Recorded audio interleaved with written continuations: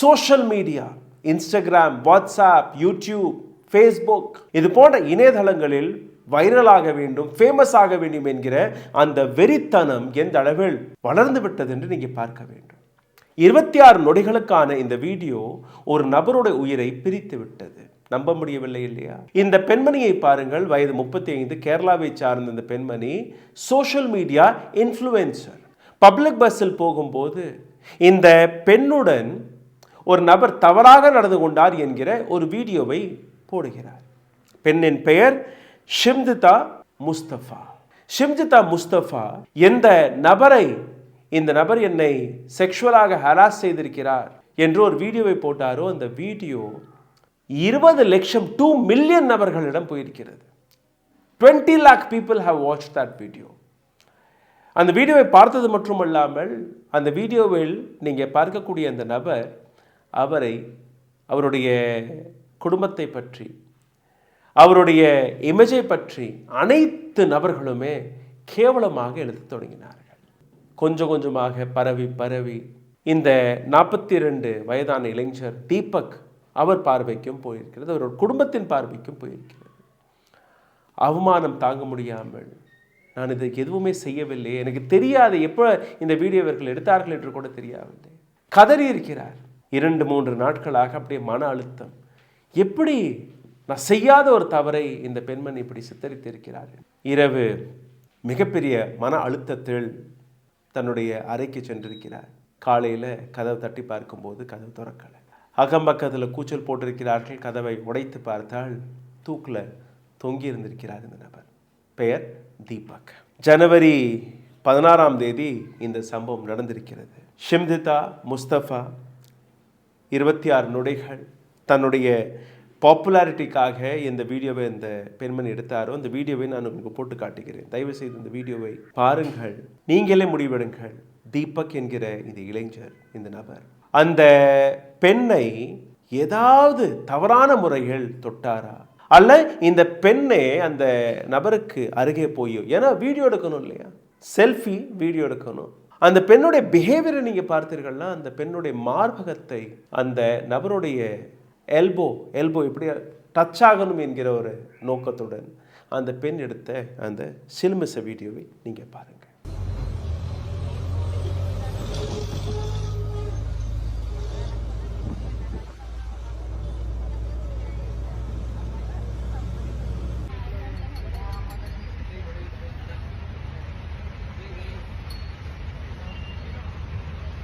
தீபக்குடைய மரணத்திற்கு பின்பு social media இப்போ திரும்பி இருக்கு. ஒரு அழகான பெண்மணி, பெண் பேசினது எல்லாமே உண்மை கிடையாது. ஆண்கள் எந்த அளவில் சிக்கப்படுகிறார்கள், எந்த அளவில் ஆண்கள் மீது இது போன்ற தவறான ஆலிகேஷன் நடக்கிறது, இதை பற்றி ஏராளமான விஷயங்கள் எடுத்து வைத்தால் கூட 16ஆம் தேதி இந்த வீடியோ எடுத்திருக்கிறார். 18ஆம் தேதி தீபக் தற்கொலை.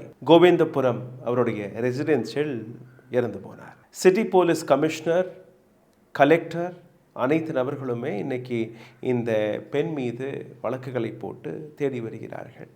தீபக்குடைய தாயார் போலீஸ் ஸ்டேஷனுக்கு போய் ஒரு எஃப்ஐஆரை கொடுத்திருக்கிறார். ஷிம்ஜிதா முஸ்தபா இந்த பெண் மீது எஃப்ஐஆர் போடப்பட்டிருக்கிறது. செக்ஷன் 108 அண்டர் பாரதிய நியாய Samhita which deals with certain situations. இப்போது போலீஸோட இன்வெஸ்டிகேஷனில் நீங்கள் பார்த்தீர்கள்னா, டிஜிட்டல் எவிடன்சஸ்களை கலெக்ட் செய்து கொண்டிருக்கிறார்கள். விட்னஸோடைய ஸ்டேட்மெண்ட்ஸ்கள் எடுக்கிறார்கள்.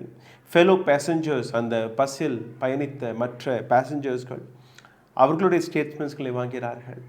பஸ் ஸ்டாஃபுடைய ஸ்டேட்மெண்ட், மொபைல் ரெக்கார்ட்ஸ்களை தேடி அலசுகிறார்கள்.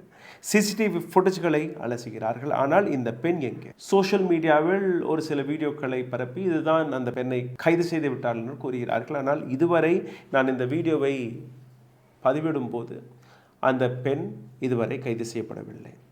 Kerala state human right commission SHRC ஒரு டீட்டெயில்டு இன்வெஸ்டிகேஷனுக்கான ஆர்டரை கொடுத்திருக்கிறார்கள். Circumstances surrounding the incident including the role of social media and the viral video, இதை பற்றி ஒரு ஆழமான இன்வெஸ்டிகேஷன் நடக்கணும் என்கிற ஒரு விஷயம். ஜனவரி 20ஆம் தேதி commissioner of judicial member K. Baijunath directed Deputy Inspector of General DIG North Zone Kerala ஒரு டீட்டெயில்டான ரிப்போர்ட் எங்களுக்கு தேவை என்று கோரியிருக்கிறார். அனைத்துமே இப்போ நடக்கிறது okay, but what took place there? எப்படி ஒரு சோஷியல் மீடியாவில் வரக்கூடிய இது போன்ற வைரல் வீடியோக்கள் இந்த அளவில் வைரல் ஆகிறது? எந்த விதமான பேக்ரவுண்ட் செக்கும் இல்லாமல், வெரிஃபிகேஷன் இல்லாமல் எந்த அளவில் இது போன்ற வீடியோக்களை அவர்கள் பப்ளிஷ் செய்து இந்த பெண்மணி ஒரு நபரை கொன்றுவிட்டார். கொன்றதற்கு பின்பு கூட நீங்கள் பார்த்தீர்கள்னா அந்த பெண்ணருக்கு ஒரு துளி கூட கவலை கிடையாது. மீண்டும் ஒரு முறை ஒரு வீடியோவை போட்டிருக்கிறார். இந்த வீடியோவை போடுவதற்கு முன்பு பழைய வீடியோவை டெலீட் செய்து இந்த வீடியோவை வெவ்வேறு இடங்களில் ஸ்ப்ரெட் ஆக விட்டுட்டு தன்னுடைய ஃபேஸ்புக், இன்ஸ்டாகிராம் மற்ற இணையதள ஐடென்டிட்டியை டெலீட் செய்து இந்த பெண் இப்போது மறைந்திருக்கிறார். இந்த பெண்மணி போட்ட அடுத்த வீடியோ மலையாளத்தில் இருக்க. அந்த முழு வீடியோவை நான் உங்களுக்கு எடுத்து காட்டுகிறேன். தயவு செய்து அந்த வீடியோவை கேளுங்கள். அந்த பெண் என்ன கூறினார் அதையும் நான் உங்களுக்கு எடுத்து காட்டுவேன். ஒரு 2-2.25 நிமிஷம் இந்த பெண்மணி பேசியிருக்கிறார். அந்த வீடியோவை பாருங்கள். தன்னை எப்படி ஜஸ்டிஃபை செய்கிறார். ஒரு துளி தான் செய்தது தவறு என்று அந்த பெண் ഉണരവില്ലേ? പാരുങ്ങൾ. പിന്നെ ഇതൊരു വ്യൂസിന് വേണ്ടിയിട്ടുള്ള വീഡിയോ അല്ല കേട്ടോ.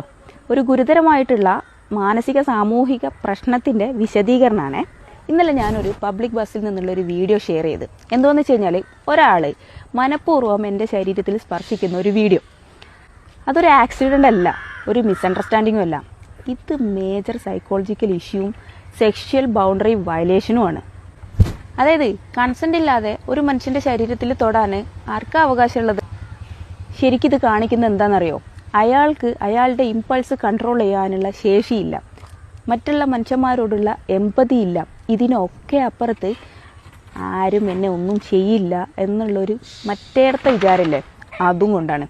എന്താണെന്ന് വെച്ചാൽ ഞാൻ ഈ ഫസ്റ്റ് എൻ്റെ മുന്നിൽ നിൽക്കുന്ന ഒരു പെൺകുട്ടിക്കുള്ള ഡിസ്റ്റർബൻസ് കണ്ടിട്ട് എൻ്റെ ഫോണിൽ വീഡിയോ ഓണാക്കി ഇങ്ങനെ പിടിച്ചു.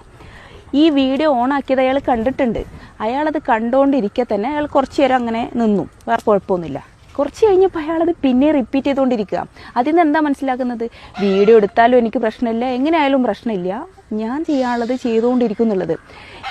ഇത് കാണിക്കുന്നത് ഇയാളിതൊരു പാറ്റേൺ ആയിട്ട് കണ്ടിന്യൂ ചെയ്യുന്നുണ്ട് എന്നുള്ളതാണ്. എന്ന് വെച്ച് കഴിഞ്ഞാൽ അയാളുടെ ബിഹേവിയറിൽ നല്ല പ്രശ്നമുണ്ട്. ഇതൊരു മെയിലിൻ്റെ നോർമൽ ബിഹേവിയർ അല്ല, ഇൻസ്റ്റിങ്ക്റ്റും അല്ല, ടെംപ്റ്റേഷനും അല്ല, പിന്നെന്താ അൺകറക്റ്റഡ് ബിഹേവിയറാണ്. സൈക്കോളജി പറയണതേ unchallenged behaviour become repeated behaviours. നമ്മളെന്താ ചെയ്യേണ്ടത്? ഞാൻ ഇന്നലെ ആ വീഡിയോ എടുത്ത് അയാൾക്കത് പ്രശ്നമല്ല എന്ന് അയാൾ മനസ്സിലാക്കിയിട്ട് വീണ്ടും അത് റിപ്പീറ്റ് ചെയ്തത് കണ്ടിട്ട് ഞാൻ ആ വീഡിയോ പോസ്റ്റ് ചെയ്തതിൻ്റെ ഉദ്ദേശം എന്താണെന്ന് വെച്ചാൽ ഇത് മാക്സിമം ആളുകളിലേക്ക് എത്തിക്കുക. സൊസൈറ്റി അയാളെ ചോദ്യം ചെയ്യണം. അത് അയാളുടെ ചുറ്റുമുള്ള ആൾക്കാരും അയാളുടെ കുടുംബക്കാരും കാണണം. ഒരാൾ സ്വന്തം മനസാക്ഷിക്ക് മുമ്പിൽ അയാൾക്ക് ഒന്നും പ്രശ്നമില്ലാതെ നടക്കുന്ന ഒരാളാണ് എന്നുണ്ടെങ്കിൽ പിന്നെ അയാൾ മാന്യത കാണിക്കുന്നത് അയാൾ ജീവിക്കുന്ന സൊസൈറ്റിക്ക് മുമ്പിലും അയാളുടെ ചുറ്റുമുള്ള കുടുംബത്തിന് മുമ്പിലുമാണ്. അപ്പോൾ ഈ കുടുംബം അത് അറിഞ്ഞു എന്നറിയുമ്പോഴും സൊസൈറ്റി അത് അറിഞ്ഞു എന്നറിയുമ്പോൾ മാത്രമാണ് ഇവർ ഈ ബിഹേവിയർ ചേഞ്ച് ചെയ്യാൻ പോകുന്നുള്ളൂ. അതാണ് ഞാൻ ആ വീഡിയോ ഷെയർ ചെയ്തതുകൊണ്ട് ഉദ്ദേശിച്ചത്. ആ സാധനം സൊസൈറ്റി നോർമലൈസ് ചെയ്യുന്നത് കൊണ്ട് എന്താ ഉണ്ടാവുന്നത് എന്ന് വെച്ച് കഴിഞ്ഞാൽ അയാൾ ഒരിക്കലും അത് ചേഞ്ച് ചെയ്യാൻ പോകണില്ല. ഇങ്ങനെയാണെങ്കിലും വിക്ടിമിനെ മാത്രം ക്രൂശിക്കാനേ ഇവിടെ ആളുകളുള്ളൂ എന്ന് പറഞ്ഞിട്ട് അയാൾ അത് ആ സാധനം റിപ്പീറ്റ് ചെയ്തുകൊണ്ടേയിരിക്കും. ഇതൊരു ചെറിയ തെറ്റല്ല, ജോക്കും അല്ല, അറ്റൻഷൻ സീക്കിങ്ങും അല്ല. ഇതൊരു major psychological and social issue ആണ്. സൊസൈറ്റിയും കുടുംബവും അറിഞ്ഞ് അയാളെ ബിഹേവിയർ, ഇത്തരം ആൾക്കാരുടെ ബിഹേവിയർ തിരുത്താനാണ് ശ്രമിക്കേണ്ടത്. എനിക്കിപ്പോൾ ഈ വീഡിയോ കണ്ടിട്ട് ഇതിൻ്റെ റിയാക്ഷനും ഇതിൻ്റെ റെസ്പോൺസൊക്കെ കണ്ടിട്ട് തോന്നുന്നതേ ഇയാളേക്കാൾ ഭയങ്കര കൗൺസിലിംഗ് கொடுക്കേണ്ടது നമ്മുടെ சொசைட்டிக்கான. கிட்டத்தட்ட தமிழ் பேசக்கூடிய நபர்கள், ஏராளமான நபர்கள் இந்த பெண் பேசுவதை புரிந்திருப்பார்கள். ஆனால் கூட உங்களுக்காக நான் எடுத்து காட்டுகிறேன். என்னுடைய ஒரிஜினல் வீடியோ 2 நாட்களுக்கு முன்பு நான் போட்டேன். எப்படி அந்த வீடியோவில் இந்த நபர் என்னுடன் தவறாக நடந்து கொண்டார் என்கிற ஒரு விஷயம், அதற்கான அதை பற்றி ஒரு விளக்கத்தை கொடுப்பதற்காக தான் இந்த வீடியோவை நான் போடுகிறேன். இந்த நபர், அதாவது இந்த பெண்மணி போலீஸுக்கும் போகவில்லை, கூச்சலும் போடவில்லை. இந்த மாதிரி ஒரு நபர் தவறாக நடந்து கொண்டார்னா உடனடியாக ஒரு பெண் வந்து கூச்சல் போடுவார், அந்த பஸ் ஸ்டாஃபிடம் போய் பேசுவார். எதுவுமே கிடையாது. வீட்டுக்கு வந்து எடிட் பண்ணி அந்த 26 செகண்ட்ஸ்க்கான வீடியோ நீங்கள் பார்த்தீர்கள்னா it is not a continuous video, it is an edited video. ஸ்டார்டிங்கில் பார்த்தீர்கள்னா தீபக் நிற்கும் போது எந்த விதமான டச் கூட நடக்கவில்லை. ஆனால் அடுத்த ஸ்லாட்டில் நீங்கள் பார்த்தீர்கள்னா தீபக் அங்கே நிற்கிறாரு. தீபக் அந்த எல்போ பக்கம் இந்த பெண்ணுடைய மார்பகம் போகிறது. அந்த இடத்துல ஒரு சிரிப்பு. And she records this. எவ்வளோ பியூட்டிஃபுல்லாக அந்த வீடியோவை எடிட் பண்ணி போட்டிருக்கான்னு நீங்கள் பாருங்கள். இந்த பெண்மணி கூறக்கூடிய விஷயம், நான் வீடியோ எடுப்பதை அந்த நபர் தெரிஞ்சு கொண்டு கொஞ்ச நேரம் பாஸ் ஆனாராம். ஆனால் அதுக்கப்புறம் கூட நீ வீடியோ எடுத்துக்கிறா எடுத்துக்கோ, எனக்கு எந்த கவலையும் கிடையாது, நான் இப்படி தான் செய்வேன். And he sexually harassed me. இந்த பெண்மணி இந்த 2.25 நிமிடத்தில் பேசிய விஷயங்கள் இதுதான். I don't have any problem. Even if you shoot a video, I will keep doing what I'm doing. This is what Deepak said, it seems. And இந்த பெண்மணி எங்க இருக்கிறார், எதற்காக இந்த வீடியோவை எடுத்தார், அனைத்திற்கு பின்னாடி இருக்கக்கூடிய இந்த சைக்காலஜி நீங்க பார்த்தீர்கள்னா, லைக்ஸ் பிரபலமாகணும். ஒரு நபருடைய உயிரே போனால் கூட எனக்கு பிரச்சனை இல்லை, பிரபலமாகணும். And that is what this lady had done. சிந்தித்து பாருங்கள், எந்த விதமான மனநிலையில் சோஷியல் மீடியாவில் இருக்கக்கூடிய தன்னை இன்ஃப்ளூயன்சராக எடுத்து காட்டக்கூடிய நபர்கள், ஆணாக இருக்கட்டும் பெண்ணாக இருக்கட்டும், அவர்கள் எடுத்து வைக்கக்கூடிய விஷயங்கள் இன்னைக்கு மாறி நிற்கிறது. மேல் சுசைட் கேசஸ்களை நீங்கள் பார்த்தீர்கள்னா 2020ஆம் ஆண்டு டோட்டல் சுசைட் கேஸ் 1,53,052 இந்தியாவில் பதிவானது as per NCRB record, national crime bureau record of India. இதில் ஆண்கள் தற்கொலை செய்த ஆண்களுடைய எண்ணிக்கை 1,08,532, பெண்கள் 44,498. அதாவது மேல் 70% மேல் had committed suicide. 2021ல் 72.5%, 1,18,000 ஆண்கள் உயிரிழந்திருக்கிறார்கள். 2022ஆம் ஆண்டு அகேன் 71.8% மேல் have committed suicide. 2023ல் நீங்கள் பார்த்தீர்கள்னா அதே 72%, which is 1,26,000 மேல் have committed suicide. அதற்காக பெண்கள் மீது கொடுமையெல்லாம் நடப்பதில்லை என்றெல்லாம் கூறவில்லை, நிச்சயமாக. ஆனால் அதை தாண்டி ரேப் கேசஸ், இது போன்ற செக்ஷுவல் ஹராஸ்மெண்ட் கேசஸ்களில் ஏராளமான வழக்குகள் பொய் வழக்குகளாக இருக்கிறது. அதுவும் NCRB வெளிக்காட்டுகிறது. மேரிட் மேல் அண்ட் ஃபீமேல், இந்த நம்பரை நீங்கள் பாருங்கள். இதில் நீங்கள் வாட் டு சே, 2021ல் மேரிட் மேல், திருமணமான ஆண்கள் 81,000 நபர்கள் உயிரிழந்திருக்கிறார்கள், பெண்கள் 28,000.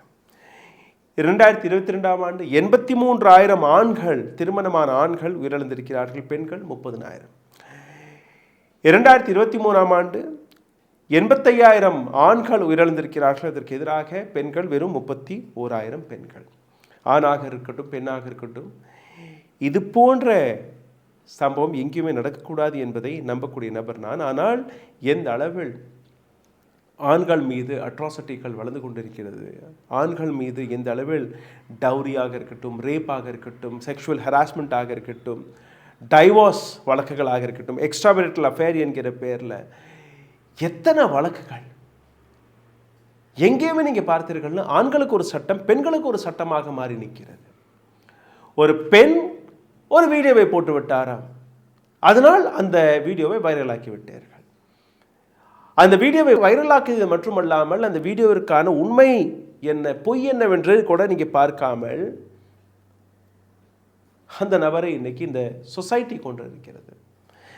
அவர் எந்த இடத்துல தன்னை பற்றி தன்னுடைய உண்மைகளை எடுத்து வைக்கணும் என்று கூட அவருக்கு தெரியவில்லை. ஏன்னா அவர் பேசி போட்டிருந்தால் கூட 2 மில்லியன் நபர்கள் பார்த்திருப்பார்களா? கிடையாது. அந்த வீடியோக்கு கீழே போய் நீங்கள் திட்டியிருப்பீர்கள். டிசம்பர் மாதம் 2024ஆம் ஆண்டு பெங்களூரை சார்ந்த டெக்கி அதுல் சுபாஷ் 34 வயது, டைவோர்ஸ் டவுரி கேஸ், தற்கொலை.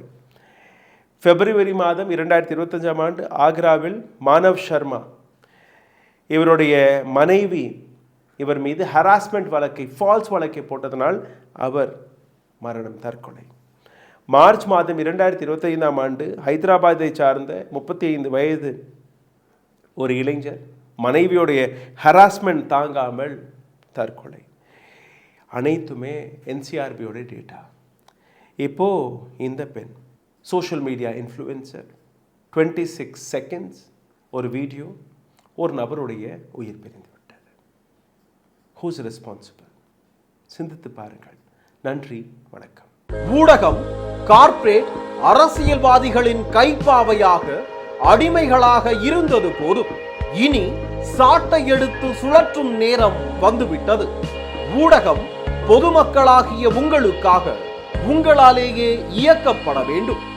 ஊடக சுதந்திரத்திற்காக உங்களின் பங்களிப்பை இன்றே அளித்திடுங்கள்.